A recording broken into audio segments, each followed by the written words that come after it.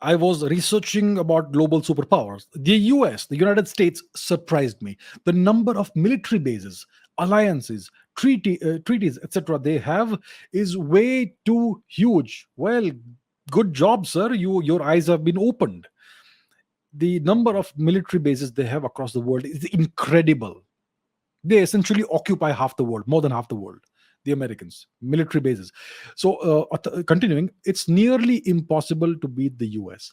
How can India replace US hegemony and become a dominant global superpower? By all means, includes economy, military bases, allies, soft power, etc. Right, good question. Yes, the US, like you're saying, it's nearly impossible to beat the US. Yeah, we have to understand that there are cycles in history. Typically, an empire, a superpower is an empire. The superpower is like a global empire. Typically, empires have a limited lifespan. Some have a lifespan of 100 years, some 200 years, some 300 years.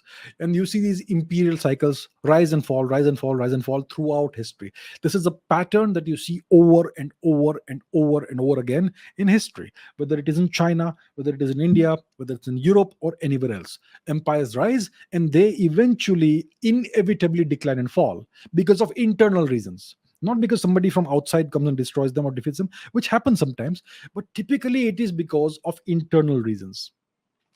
Yeah, they essentially eat away at themselves and destroy themselves. They lose what made them great. That always happens, whether it's the Roman Empire, whether it is the Mongol Empire, whether it is various Chinese empires, various Indian empires. Eventually it always declines. This is what we are seeing now in real time when it comes to the Anglo-Saxon Empire, which is a continuation of the British Empire, the British empire that on which the sun never set. Yeah, the US Empire is a continuation of that. That's what we call a superpower. It is now visibly in decline. So the question is, how can India replace US hegemony and become a dominant superpower? India has to bide its time. India has to build its economy. India has to work very, very hard. Every single citizen needs to contribute in his or her own way to the nation's economy. As the economy grows, India's hard power will grow. Right? And when it comes to replacing an empire, we can see various historical examples. Think about the Nanda Empire in the third century BC. Right? Was it third century thereabouts? Yeah, third century BC. The Nanda Empire, which was headquartered in Patliputra, Magad. So the Nanda Empire was a massive empire that spanned much of India.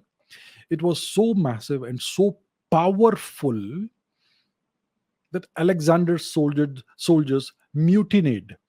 Alexander had rampaged across Europe and Western Asia. He had annihilated the incredibly powerful Persian Empire.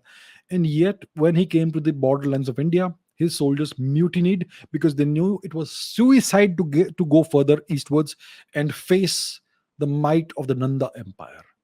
So it was so massive, Alexander could not stand a chance against it. That's how powerful the Nanda Empire was.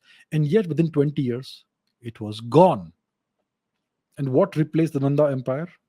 The Mauryan Empire, which went on to become even more powerful. In just in less than 2 decades, an entire empire so powerful that it was too powerful for Alexander, that entire empire vanished, evaporated, and was replaced by the empire of Chandragupta Maurya.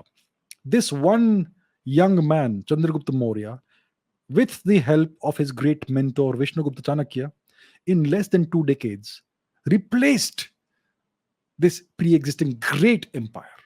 It can happen. It can be done. Of course, you need somebody as vigorous and as capable as Chandragupta Maurya, and you need a great brain behind such a man. You need a Vishnugupta Chanakya of your own. If you have that combination, anything can happen. And you can see such things happen over and over again. Look at how massive the Chinese empire was. And the Mongols were this ragtag bunch of tribes who were always being made to fight each other by the Chinese. And then one fine day, this young man comes out of the Mongol, you know, uh, wild territory. His name was Temujin. He went on to unify the Mongol tribes under one banner. They called him Chinggis Khan, and he went on to annihilate China within one lifetime. Anything is possible. Anything is possible. So I'm not saying that India needs to go Chinggis Khan on the American empire. I'm not saying India needs to go Chandragupta Maurya and Chanakya on the US empire. The US empire is in decline. It's already in decline. We can see it declining. They are trying to fight it right now, but it's in decline. So India is, on the other hand, rising. The economy is growing. There is so much energy and potential in India. So much scope for progress. So India needs to take it easy. Not Let me take that back. Not take it easy. India needs to keep its head down, bide its time, and work as hard as it possibly can. And when I say India, I mean you all. Stop wasting time. Raise your standards. Work hard, work hard, work hard. And see what happens in 20 years' time. The world will be unrecognizable. That's what's going to happen.